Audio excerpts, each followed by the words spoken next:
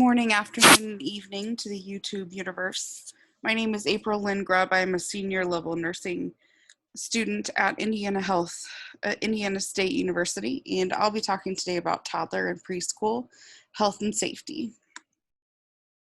My learning objectives for today's class: describing a typical medical well child visit schedule for your toddlers and preschoolers, discussing early childhood vaccinations and developmental milestones, talking about early childhood safety risks and event prevention, and identifying accurate resources for toddler and preschooler care questions. So let's go ahead and talk about medical care. We are used to our infants seeing the doctor every 2 to 3 months up until a year of age. But after a year of age, between 18 months and 5 years, we kind of stretch those visits out. So after our 1 year visit, we will come back at 18 months, so that's 6 months, and then at 2 years. And then we will see the doctor for a well child visit once a year after age 2. If the toddler or preschooler has any sign of developmental delay, that's the time that your doctor can make referrals to programs like Indiana has First Steps, that is typically free to the family and has developmental, occupational, speech, gross motor, and fine motor therapies. Most deficits that are not caused by other underlying medical conditions can be corrected, and by the time the child heads to school, they won't have any problems. Early evaluation and intervention can improve most developmental issues, and we have found with things like autism that the earlier the intervention, meaning before they get in kindergarten, the better the outcome we see for the child, especially in social development. Vaccinations, we typically see them at 18 months, 2 years, and then not again until they go to kindergarten, except for their annual flu vaccination. The vaccinations look somewhat similar to those that your baby has already had.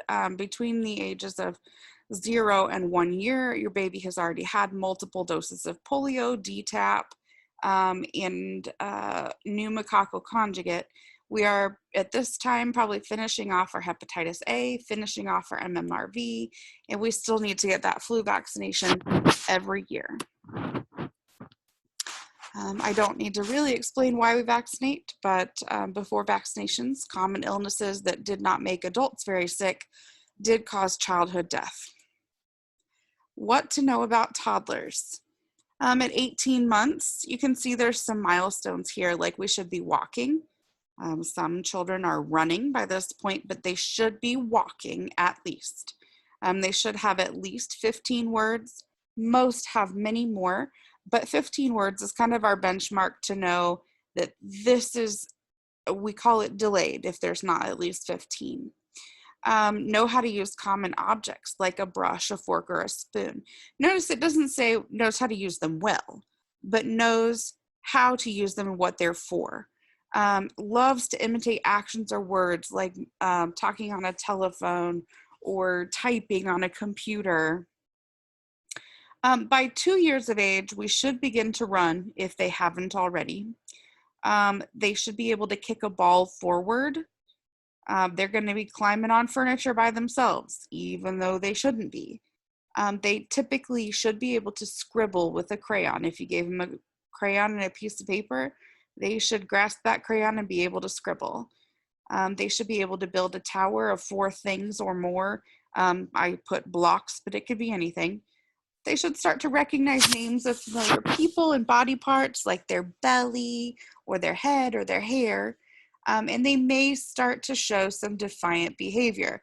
We've all heard about those terrible 2s, although in my experience, it's more like terrible 3s. So in 3 to 4 years, we should be able to throw a ball overhand, jump in place. We should start to use me and you correctly. Most of the time we have sentences of at least 4 to 5 words. They love to play games and fantasy play. They speak clearly enough for a stranger to understand and can follow a 3-part command. Please notice that it mentions clearly enough for a stranger to understand. When we are with our child all of the time, We get used to their mannerisms and how they speak. If a stranger, if you notice that someone who's never met your child before has a hard time understanding them and they don't have a hearing impairment, you may want to discuss that with your doctor. By 5 years of age, we should be able to build a tall tower. They love to play with other children and tell stories. They have lots of emotions, big emotions. Imitation and fantasy play, starting to skip. They love to swing and climb.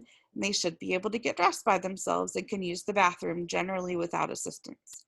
Notice it says they can get dressed by themselves, not that they want to get dressed by themselves.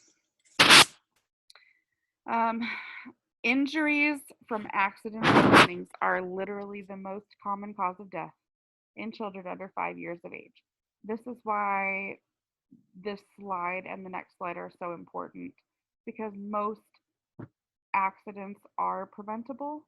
Sometimes an accident is an accident, and we cannot simply watch our children 24/7, especially this age. This age of kiddo has no fear, and they have no concept of danger.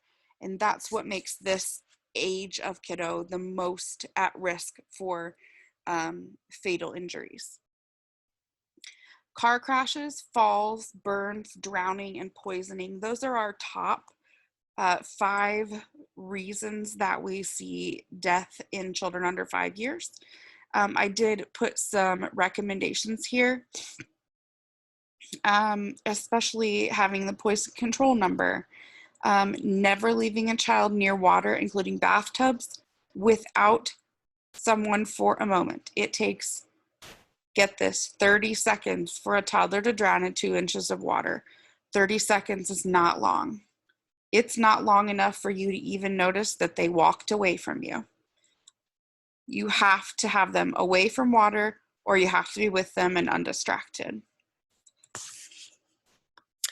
As far as illness, injury, and death prevention, make sure that you get all of those vaccines on time if your child is healthy. Make sure that you have an appropriate car seat and booster for your child's weight and age. Know how to install it and to use it correctly. Make sure that chest clip is up in between their armpits and is not down on their belly. Wearing a helmet every time he or she rides a bike. Traumatic brain injuries can happen in a driveway. Installing window guards, teaching your child about street safety, taking a CPR and child choking class, making sure firearms are locked up in a gun safe. Biometric preferably, that means the type that your fingerprints unlock it. There's no chance for a kiddo to unlock it with your fingerprints that way. If you need to learn more, there's several reputable websites here if you are not interested in talking to your doctor yet, or you just want to do some reading. But you should talk to your pediatrician if there are any questions or concerns about your child. They know your child best, and they have the most medical knowledge for your skills. Here's a slide of references that I used to create this. And if you would, go ahead and take the post test from that I've attached in the comments below. And everybody stay safe out there. Thanks.